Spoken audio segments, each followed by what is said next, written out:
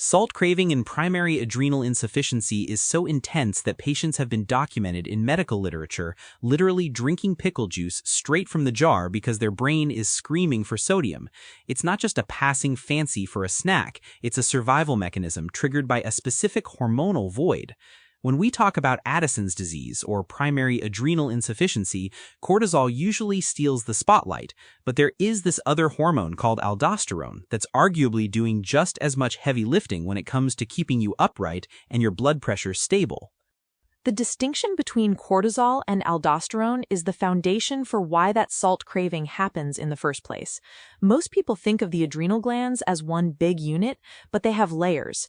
In primary adrenal insufficiency, or PAI, the adrenal cortex itself is damaged. That means it isn't just failing to produce cortisol, it's also failing to produce aldosterone. Aldosterone is a mineralocorticoid, and its primary job is to tell the kidneys to hold on to sodium and get rid of potassium. When you don't have enough of it, your kidneys basically leave the door wide open, and sodium just pours out into your urine. Because water always follows salt, your blood volume starts to tank along with that sodium. So it's a plumbing issue as much as a chemistry issue. If the body is dumping sodium and losing water, the total volume of liquid in the pipes, your veins and arteries, is dropping. That's why people with PAI often feel lightheaded when they stand up. But how does that physiological loss turn into a behavioral urge? I mean, why does the brain decide that a pickle or a bag of salty chips is the most beautiful thing in the world at that moment? It comes down to something called the sodium appetite circuitry. Your brain has a dedicated system for defending your sodium levels because evolutionarily, salt was hard to find and essential for life. When your blood volume drops and your sodium levels dip, the kidneys and the brain start communicating through the renin-angiotensin-aldosterone system, or RAAS. Even though the adrenals can't respond with aldosterone and PAI, the rest of the system is still screaming for help. Sensors called baroreceptors detect the low pressure, and osmoreceptors detect the salt concentration. They feed this info to the brain, which then flips a switch that literally changes how food tastes. Suddenly, the motivational value of salt skyrockets. You aren't just hungry, you're seeking a specific chemical to keep your cardiovascular system from collapsing. That's a fascinating point about the brain changing the motivational value. It's almost like the brain is rewiring your palate on the fly. But we should clarify that this isn't the case for everyone with adrenal insufficiency. There's a big difference between primary AI and secondary or tertiary AI when it comes to this tickle my pickle craving. That is a crucial distinction. In secondary adrenal insufficiency, the problem isn't the adrenal glands, it's the pituitary gland not sending enough ACTH. Since aldosterone production is mostly controlled by the RAAS system and potassium levels, not ACTH, people with secondary or tertiary AI usually have perfectly functioning aldosterone. Their kidneys can still hold on to salt just fine. The same goes for steroid-induced AI in most cases. So while a person with secondary AI might still like salty snacks, they don't usually have that deep physiological life-or-death drive for salt that characterizes Addison's disease. If someone with PAI is suddenly eyeing the brine in a jar of olives, it's a very specific red flag that their mineralocorticoid levels are off. If the body is losing all this salt and water, is the solution just to eat more salt? Or is there a standard medical way to plug the leak? Because it seems like you could eat salt all day, but if the kidneys are still leaky because of that missing aldosterone, you're just chasing your tail. You're exactly right. You can't usually eat your way out of a true aldosterone deficiency forever. That's where fludrocortisone comes in. It's a synthetic mineralocorticoid that acts as a stand-in for the missing aldosterone. It sends that signal to the kidneys to start retaining sodium again. But here's the tricky part. The need for fludrocortisone isn't static. It's not like a one-size-fits-all dose that never changes. Environmental factors like extreme heat or heavy sweating mean you're losing even more sodium through your skin. In those cases, the body's demand for salt and fluid goes up, and sometimes the medication or the salt intake needs to reflect that. So if a patient is already on fludrocortisone and they find themselves suddenly back at the pickle jar, what does that tell the endocrinologist?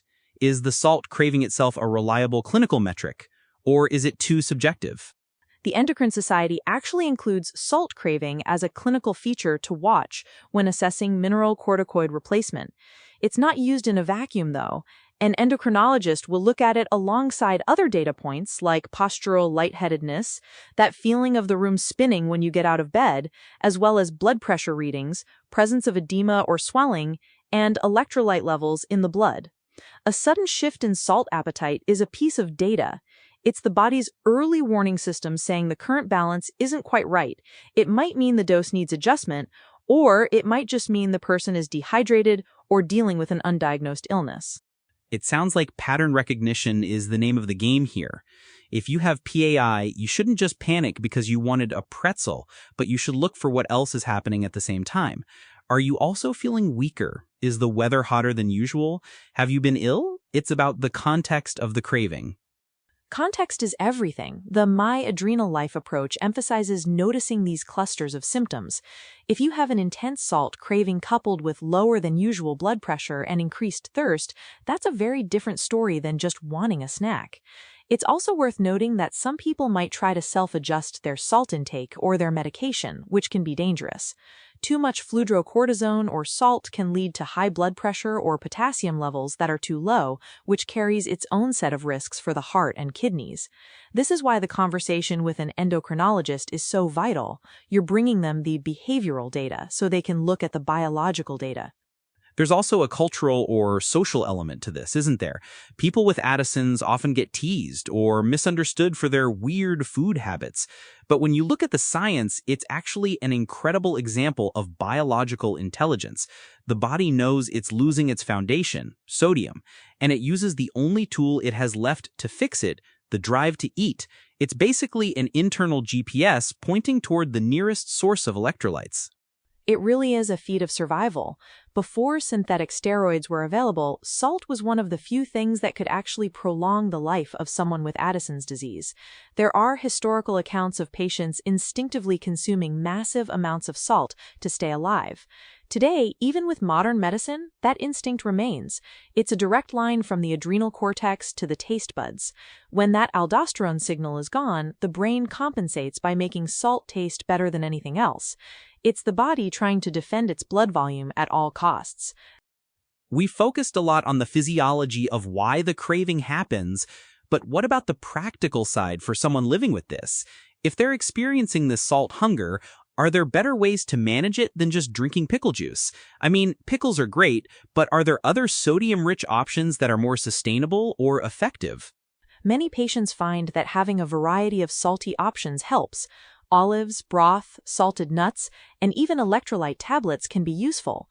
The key is consistency and monitoring. If you're constantly needing to supplement with extra salt despite being on medication, it's a sign that the medication dose might not be optimized for your lifestyle or your environment. For instance, an athlete with PAI or someone working outdoors in the summer is going to have vastly different sodium needs than someone in an air-conditioned office. The salt craving is the body's way of asking for that adjustment. It's interesting that something as simple as a craving can be such a deep window into the endocrine system.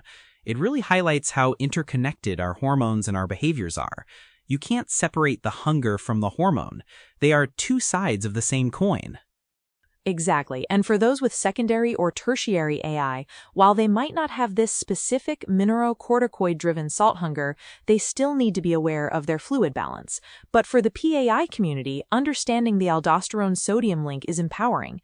It moves the conversation from, I have a weird craving, to, my body is signaling a specific physiological need. It removes the shame or confusion and replaces it with clinical insight.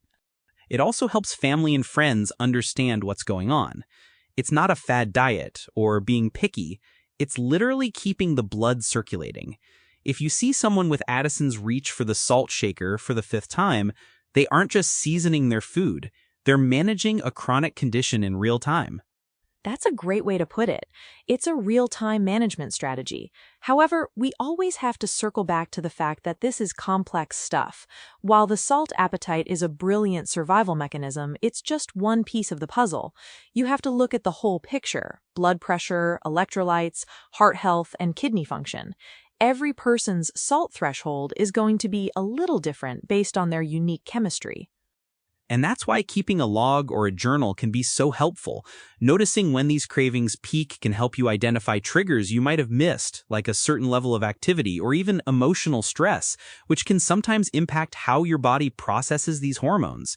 If you can walk into an appointment and say, "I noticed every time I go for a long walk in the sun, I end up craving salt for 3 hours," that is incredibly useful information for an endocrinologist. It turns the patient into an active participant in their own care. Instead of just waiting for blood tests, which are just a snapshot in time, you're providing a continuous stream of data about how you're actually functioning in the real world. The pickle craving isn't just a quirk, it's a symptom that has a very logical biological explanation. It's a reminder that our bodies are incredibly communicative if we know how to listen.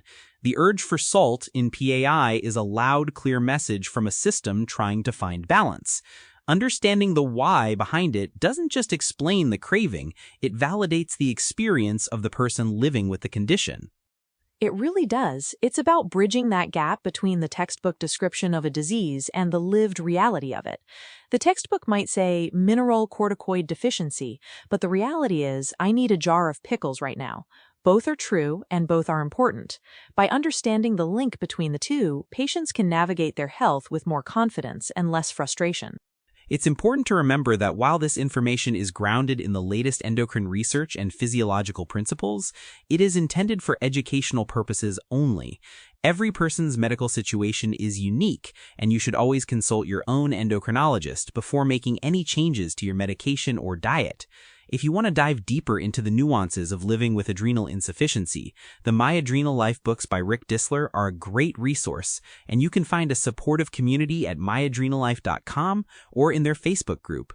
Understanding the science of your body is a huge step in managing any chronic condition, especially one as intricate as Addison's. Ultimately, if your body is telling you it needs salt, it's worth investigating why. Whether it's through your diet, your medication, or just a better understanding of how your kidneys and adrenals interact, that information is key to staying healthy and feeling your best. So next time you feel that pull toward the pickle jar, remember, it's not just a snack, it's your body's way of talking to you. Sharing this kind of insight can make a world of difference for someone else navigating the complexities of adrenal health. So consider passing this on to someone who might find it helpful.